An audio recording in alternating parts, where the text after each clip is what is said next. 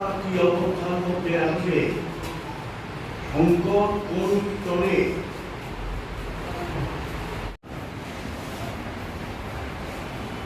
জেলা কমিটির সদস্যবৃন্দ বিভাগীয় কমিটি কৃষক সভা রাজ্য কমিটির পক্ষ থেকে আমরা জেলাভিত্তিক আমাদের নেতৃত্বকে নিয়ে 100 জন প্রতিটি জেলাতে শিক্ষা শিবির করার সিদ্ধান্ত করেছি।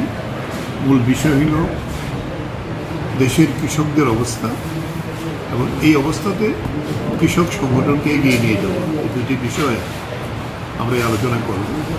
আজকে প্রথম এই শিক্ষা শিবির শুরু হয়েছে।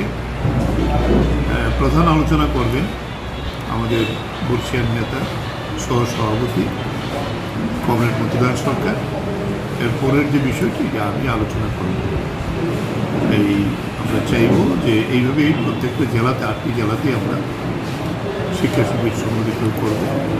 চেষ্টা করছি আমরা মে মাস অথবা জুনের মাঝামাঝির মধ্যে এই শিক্ষা শিবিরের কাজটি শেষ করব।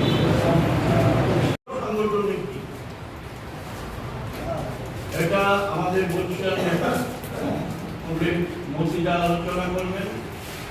আমাদের আমরা শিক্ষক সভা রাজ্য কমিটি সুনির্দিষ্টভাবে